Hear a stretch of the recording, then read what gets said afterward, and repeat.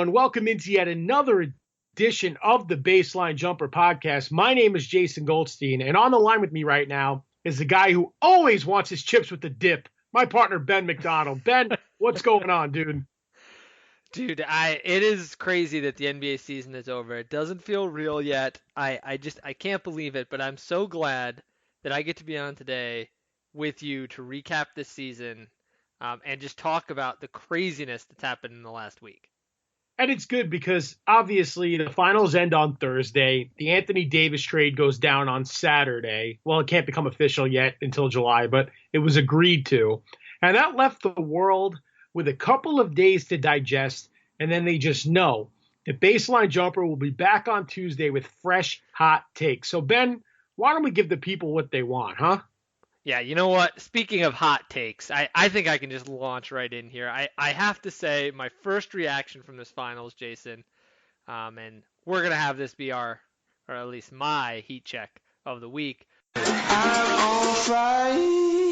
Here's a heat check. Fireball. You don't like that. You don't like NBA basketball.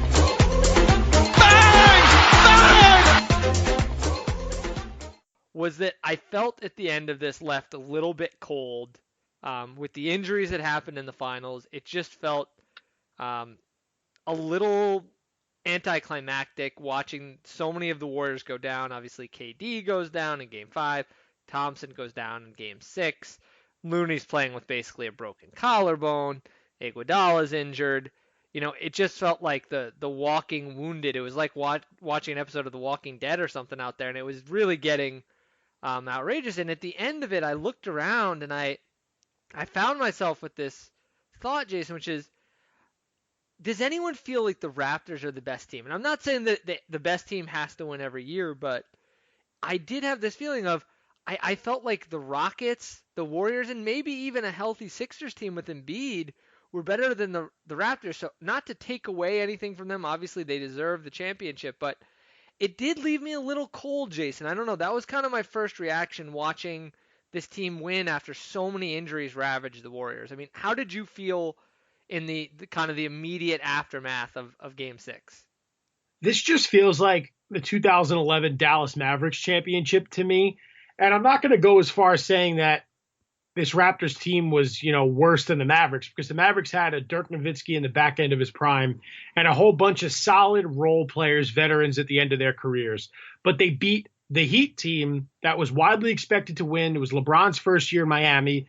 The Mavericks get the job done. No one can fault the Raptors for this championship, obviously, because they don't control the injuries that happen to other players. I mean, you look at everything that went down this postseason. You had them losing Game 1 at home to the Magic in the first round. Then they go 7 games with Philadelphia, and Kawhi hits that crazy shot in Game 7 to send them to the conference finals. In those conference finals, they go down 2-0 to the Milwaukee Bucks before they tee off 4 straight. They just clicked at the right time. So I'm not going to go as far and say that an asterisk should be put in front of this championship. They took advantage of Golden State's injuries. Kawhi made plays at the exact right moment, and that's why they are crowned champions. They deserve it, but they may have not been the best team to win it this year. I mean, you hit the nail on the head, Ben. The Rockets, the Warriors, maybe even Milwaukee, all have stronger rosters, but you look at guys like Fred VanVleet hitting shots at the right time, Serge Ibaka's roll off the bench, Kyle Lowry kind of being that second star next to Kawhi Leonard, Siakam's emergence, Marc Gasol's veteran presence. I mean, so much had to go right, and it did. And now the Raptors have hoisted the Larry O'Brien trophy. So shouts to the Raptors. We were not expecting to say this when we did our season preview, but they are the 2018-19 NBA champion. Kawhi has himself 2 rings now, 2 finals MVPs. And me being a lifelong NBA fan, I always go through in my head, okay, who are the great players in this league that have yet to win championships? And you can now cross 2 of those guys off that list. You have Marc Gasol, who tried for years in Memphis, Kyle Lowry, who went through the rebuilds in Toronto, the trading of DeMar DeRozan, gets to be a champion. And then you look at the young guys on the roster that are now champs, Pascal Siakam, Serge Ibaka, all these guys deserve it. So were they the best team in the league? No, but they deserved it. So the one counter I'll make to this is there have been a lot of teams. The only team I can really remember that comes right to mind is it would have been the 2008, 2009 Celtics. But generally, we don't see teams that get to the championship level, demonstrate that they are the best team in the league, and then have these sort of injuries. I mean, we had those Kevin Durant and Russell Westbrook injuries, but those happened to teams that hadn't done it yet. They hadn't won a finals. We hadn't seen it before. Obviously, I think one of the ones that you could point to in retrospect was that Cavaliers team with Kyrie Irving and Kevin Love, which in retrospect, were the Warriors a better team? It's hard to say. I mean, obviously, those two teams were incredibly evenly matched. The next year they play again. The Cavaliers potentially lose if Draymond Green doesn't have a moment of poor decision making, or maybe a few. So there were a few moments that could have shifted it either way. So it sort of feels like those two teams were evenly matched, and both of those series, if the teams were healthy, they could have gone either way. But there's only been a few examples that I can think of where you really felt strongly that the injuries changed the series. And I think one of the things that was interesting to me too is that this has been a postseason that's been dominated by a lot of injuries. We had the gruesome Nurkic injury that occurred. We've had a lot of the talk about the Thunder, how hurt Paul George was. Obviously, we have Embiid looking hobbled in the second round. And I mean, one of the things, Jason, that it just occurred to me before we get all the way into our finals talk, who must be really disappointed sitting at home right now, Jason? Who's that? The Houston Rockets, who end up losing to this Warriors team after KD goes down. And they must be kicking themselves now, because they have to feel like by falling down in the standings and not waiting to get the Warriors until the conference finals, they may have just cost themselves rings, Jason, because if they play a KD-less Warriors team, who knows what happens in that series? I mean, that would have been a duke-it-out series, and then you think, man, what a series they would have had with the Raptors. I mean, that would have been a tight series. You have to imagine that right now Daryl Morey and James Harden and Chris Paul are sitting at home kicking themselves because their inability to right the ship at the beginning of this season.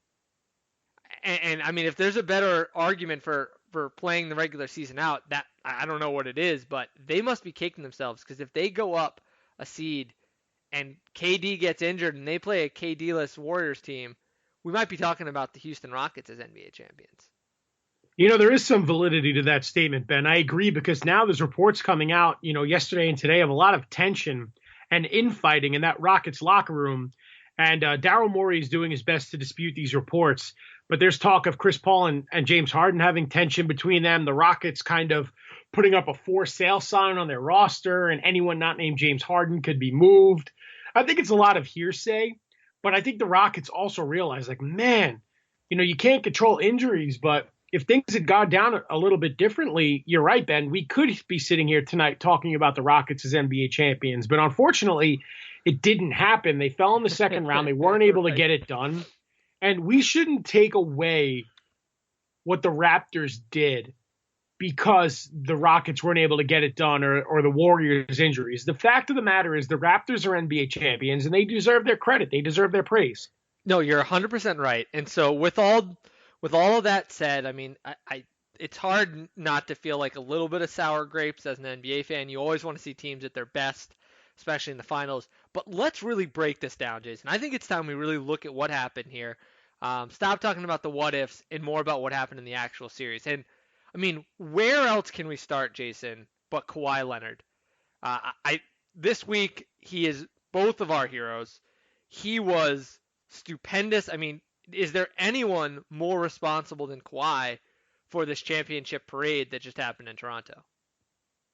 No, he deserves everything he gets. I know they want him to stay, and we'll get to that in a little bit, but just from a basketball standpoint, he was on the other side just a year ago Obviously, everything that went down in San Antonio, where his teammates were begging him to come back for the playoffs and he didn't want to be there, forced his way out of a legendary organization. They wind up sending him to Toronto thinking this might be a punishment. We're going to get DeMar DeRozan and pair him with LaMarcus Aldridge, and Kawhi's going to go up to an uncertain situation in Toronto. And you know what? Nick Nurse came together first year as a head coach.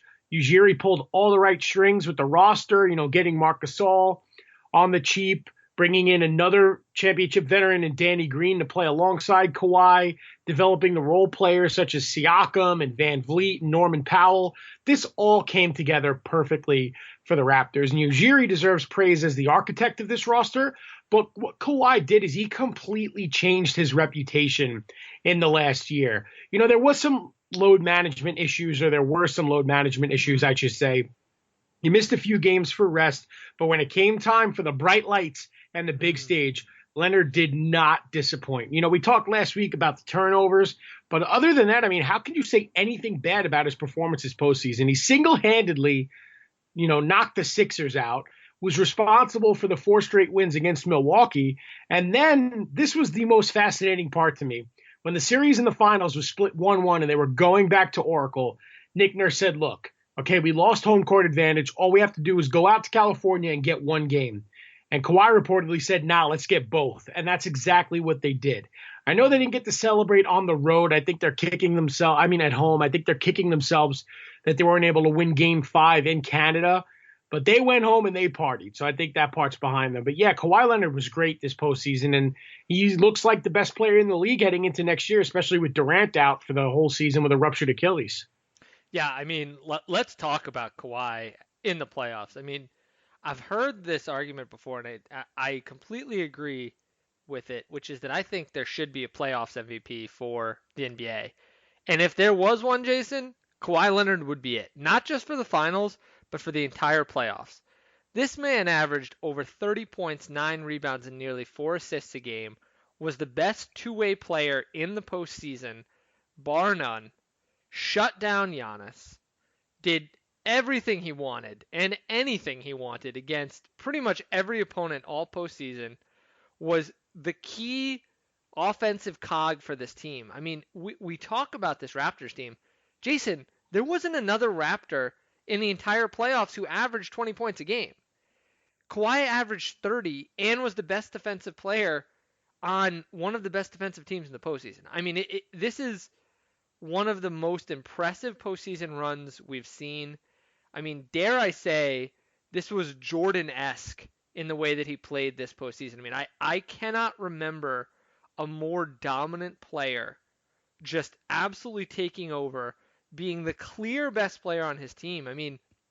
I suppose Pascal Siakam is the number 2 on this team, but since Dirk, we haven't had a more conventional star-driven team than this one. And I think Kawhi Leonard is better this year than Dirk was that year. I don't remember the last time we saw this impressive of a run on both sides of the ball. Perhaps the second year with LeBron when he was in Miami, that was an awfully impressive one. He's had some pretty good years, so I don't want to discount him, but just the two-way dominance of Kawhi is really, really noticeable. He just took whoever it was he was guarding out of the game entirely for pretty much the entire postseason. And then on the other end was consistently the best offensive player.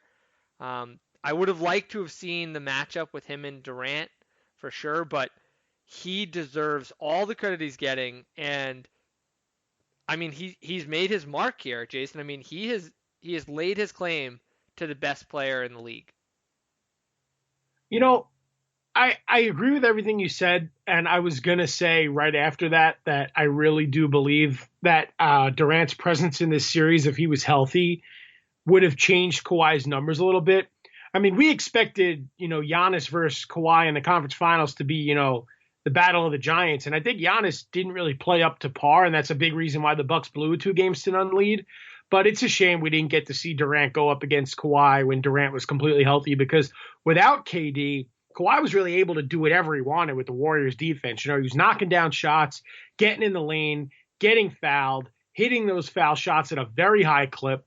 So he was able to put together a full package. So that's another reason why you can kind of say, all right, well, the Warriors didn't have their best